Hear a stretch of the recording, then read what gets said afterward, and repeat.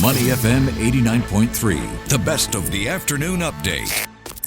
Data has become the lifeblood of businesses and individuals alike, and the importance of backup and data protection cannot be overstated. As we approach World Backup Day, which is on the 31st of March, we take a look at backup strategies in the safeguarding of enterprise data.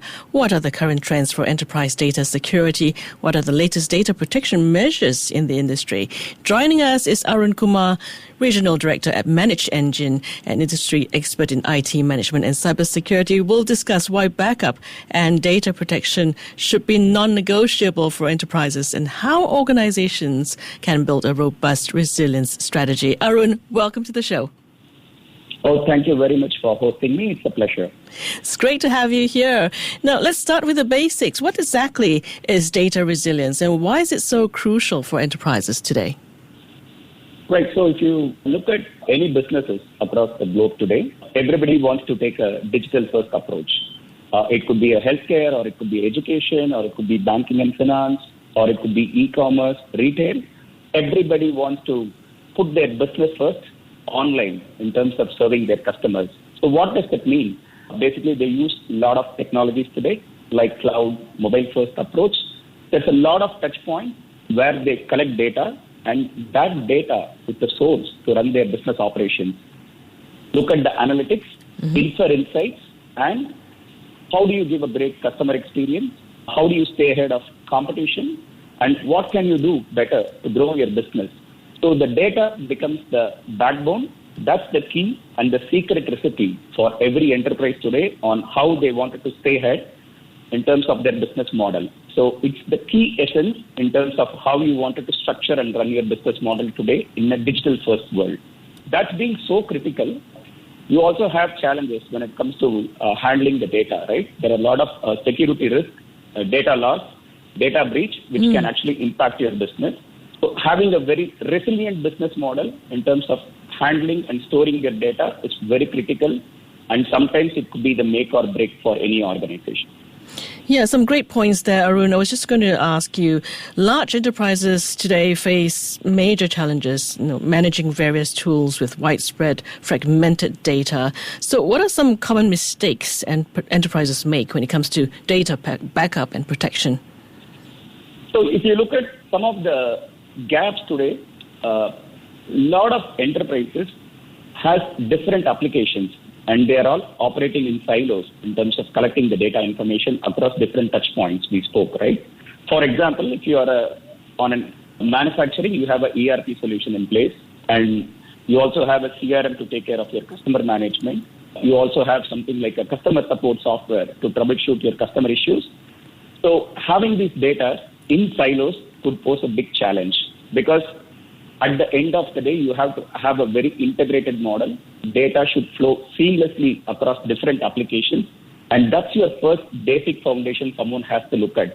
Because when you're talking about a data backup strategy, it is important to have a very clear classification on what is your business critical data and what is your non-so-critical data, right?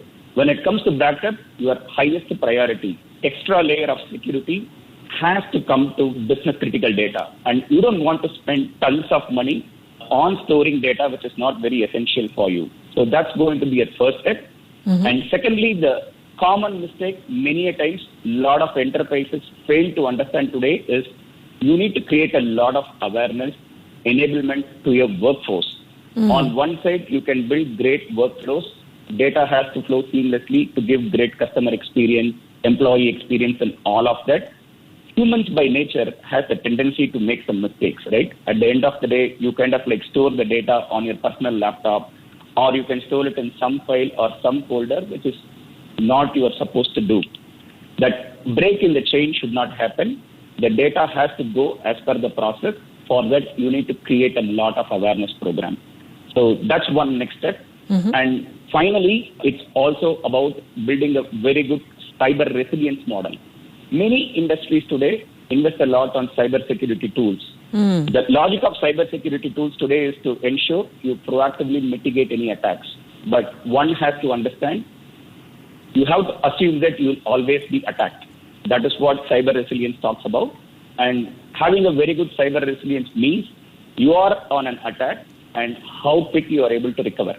And one of the fundamentals for that is to have a very good backups or data storage in place, which means if you are on an attack, ensure you are able to recover fast, very less disruption, and no major impact on your business, and run as it is normal with a very good communication to customer that you are back up and running is equally very important. What organizations do today, invest in cybersecurity software, but they kind of fail to look at the cyber resilience model, which is very important.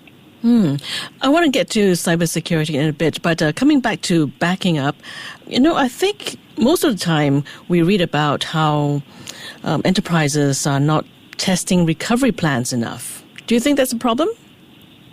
Oh, definitely there is a problem here, because on one side, you have to ensure there is a very good data backup in place, but data backup is as good as how updated your data is, right? So you have to do periodic updates of your data. There should be an automated process in place in terms of ensuring that the data backup is very regular, updated, and you also have to do periodic audits and tests to it, because there is always a chance on one side you could be on a cyber attack on your data storage also. If you are on an attack, right, you have to proactively mitigate it. Otherwise, you might actually end up having a data loss or a data corruption on the stored data also.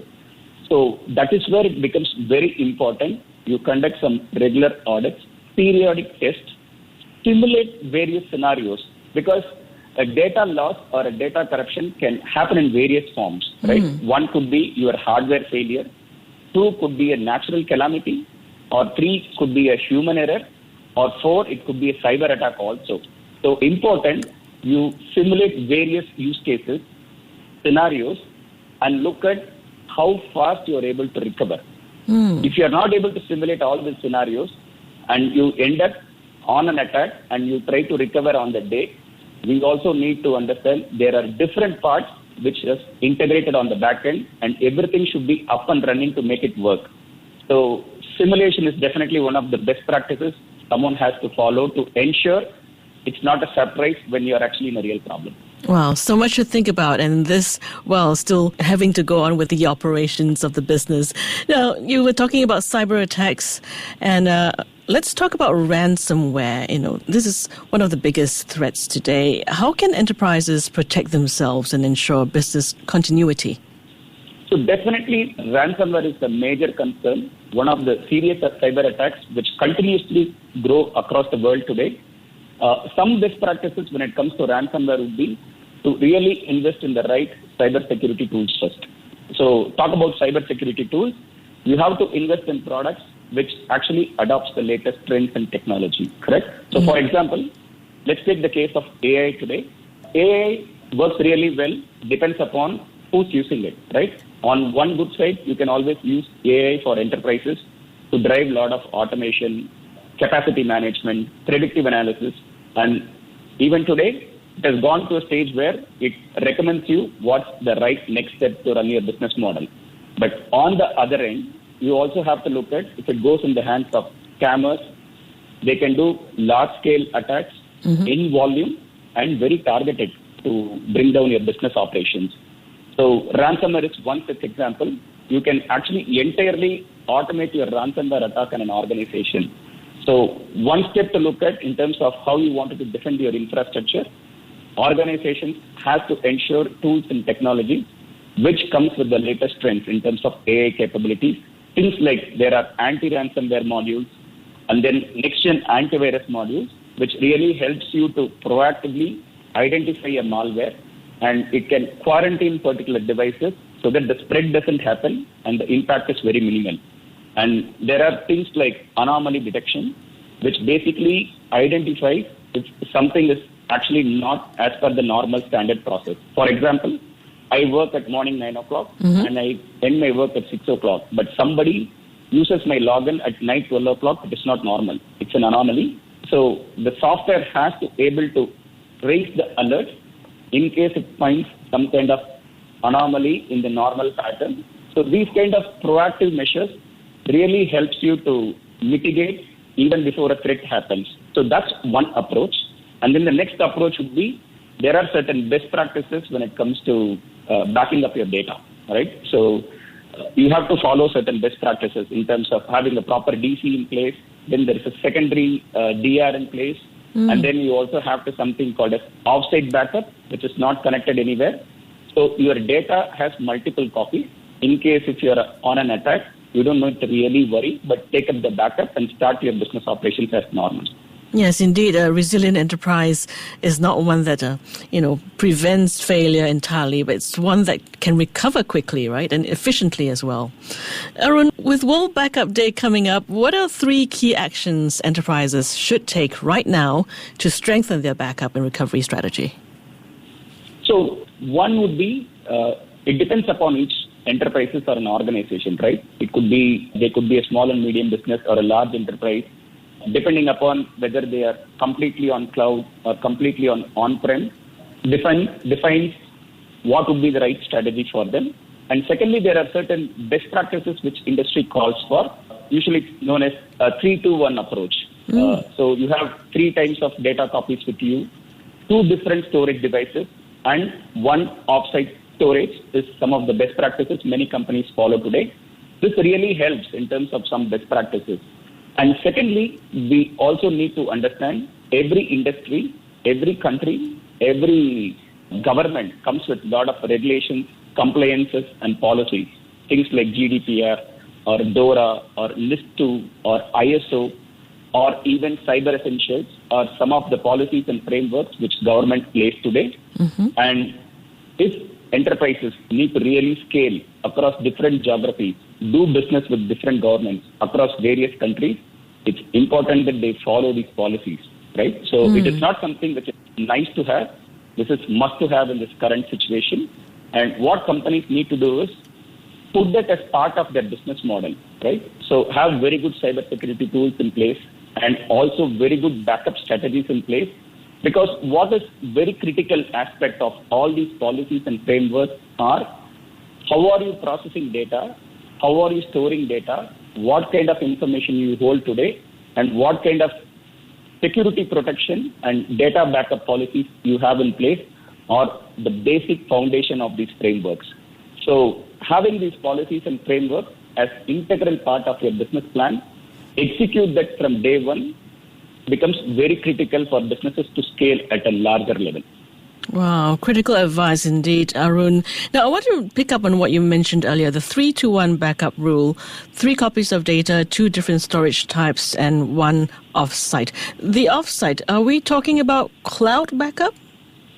Because let's say if your primary and DC, which we call it as one, your major production data center, and one as a backup in case of a failure, or on cloud, then the advice is to go for the offsite backup, completely disconnected in a different location, which is not connected to the internet at all. So which means you are just storing the data, expecting that there will be some kind of a natural calamity, right? So your primary and secondary instances fail, or it is on an attack, and you have no other choice. The best recommendation would be to keep it somewhere offsite with additional layer of authentication in place, so that very few people can have the access, and additional layer of security in the sense you will have a multi-factor authentication or a very strong secure password policy in place. So very few key stakeholders can have an access to that and bring it back into production if everything fails. Okay, fantastic. Arun, before we wrap up, any final thoughts on how enterprises can build a future-proof data resilience strategy? So future-proof data resilience is all based on how mature your digital enterprise journey is about, right? So you should have a very good workforce who's well educated, knows the complete awareness, importance of handling data. And then you should also have tools, databases, which really talks well with each other, very integrated, well connected. So you know what is your critical data, what is business important data, and along with that, invest in the right cybersecurity tools and technology, have very good cyber resilience posture in place, do regular audits, conduct tests, periodic backups, as much as automated. Because whenever there is a manual intervention, we need to also understand there could be some possible human errors which may happen. So having an automated process here with the right tools, additional layer of security posture, really helps to build a very good cyber resilient first digital process. Great insights there and very helpful advice as well. Arun Kumar, Regional Director at ManageEngine. Thank you for sharing expertise on data resilience and backup strategies. Oh, it's a pleasure. Thank you very much for hosting me today. Appreciate your time.